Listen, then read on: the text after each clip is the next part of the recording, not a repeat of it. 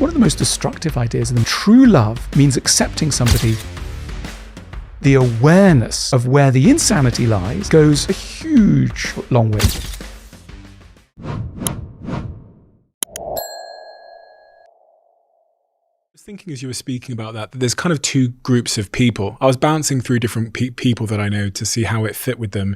And I identified in my mind that there's basically two groups of people there. The ones that are aware of their cycle, and whether they've acted to change it or they're just reliving it, who knows? And the ones that are totally unaware that they're in this cycle and they just think, oh God, my luck. They say phrases like that, just my luck. How does one increase their awareness of their own cycle? Do you think there's a way? Yes. So much that can be done. Let's imagine the very simplest exercise. Psychologists have these things called sentence completion tests, where you start with the stub of a question and then you end it with an ellipsis, a ... And you say to somebody, don't think too much, just finish the sentence. And typical ones are, men are ... women are ... I am ... life ... Now, if you give somebody that sheet of paper and say to them, don't think too much, just write it down. All right? Amazing things bubble up. Men are, authoritarian villains. Wow, where did that come from? Right? You're carrying out, women are, whatever it is. Life, I am, a nobody who deserves to be stamped. Did you know a minute ago that you have that in you? Not necessarily. In other words, sometimes you need these little levers to shine a light. Now, the thing that really helps, and I'm not, for your viewers, many therapists, many psychotherapists are not what they should be, but some are great. If you find yourself with a good psychotherapist, they can also increase your level of self-awareness. I think that's what we're talking about, increasing level of self-awareness. And the reason is very simple. There's stuff that we all do. Let's imagine, I don't know, when you're around a man, you think, that person's judging me, therefore I'm going to withdraw and not enter into competition with them. I'm around a woman, I think I'm going to have to, I'm going to be treated badly, therefore I must, whatever it is, something from your past is projected onto it. You end up in a therapy room with a man or a woman. And lo and behold, what do? You bring out that thing. And you bring out that thing that you're doing normally. Except this time, you're not doing it in the office. You're not doing it in a relationship. You're not doing it in a context where people are busy and have got their own stuff going on and are doing their own games. You're doing it with somebody, a trained professional, in a quiet room, and they can see. It's like a petri dish. They can see the stuff that you're doing. And so suddenly you'll be saying to your therapist, I know you hate me. And the therapist will be going, I really don't think so. But I'm interested that you have that conviction that you do. Or someone will be going to the therapist, I need to look after you. I think you're quite tired. And I really, you've been doing such great work. I feel I want to look after you. Maybe you'd be doing that all your life. And the therapist will be going, you don't need to look after me. But was there someone in your past that you needed to look after and that made you feel guilty? And that has meant that every time you're with somebody, you feel that their needs are more important than your needs. And there's a chance, therefore, to see more clearly than ever before, outside of the kind of hubbub of relationships or office life, the kind of stories that you're projecting onto reality to your huge cost. So I'm now aware of my cycle that originates from my childhood. The next step is doing something about it. How do I overpower that sort of hardwired urge to repeat the cycle that comes from my childhood? Well, look, Stephen, let's not minimize. That's already an enormous achievement. Yeah. You know what I mean? I mean, that's if you're there, that you have a handle on, look, we don't need people to be perfect, right? We don't need people to be perfect.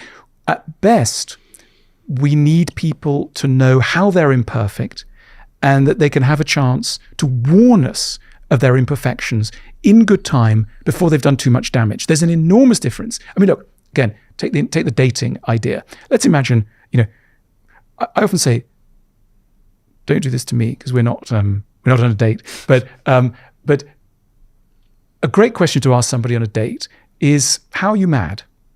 How are you mad? Right? if the person says, I'm not mad, I'm completely sane, run away. Because, everybody has folly inside them.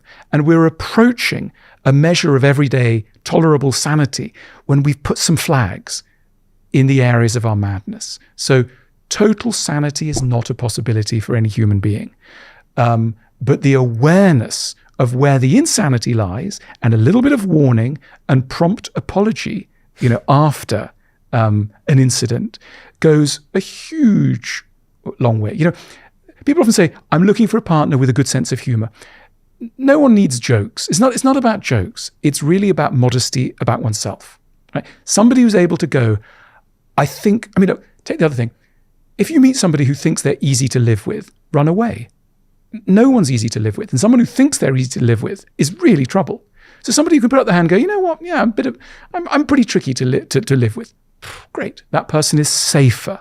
Not necessarily totally safe, but they're safer because they've started on the road to self-awareness. And so ultimately, the best we can do in this world is self-awareness, prompt apologies when we slip up. And a genuine intention to make progress, I guess. Is that important as well? So like me being aware that I have certain habits in my relationship is one thing, but that I think my partner would like to know that some of the destructive cycles I might have, I'm working on them.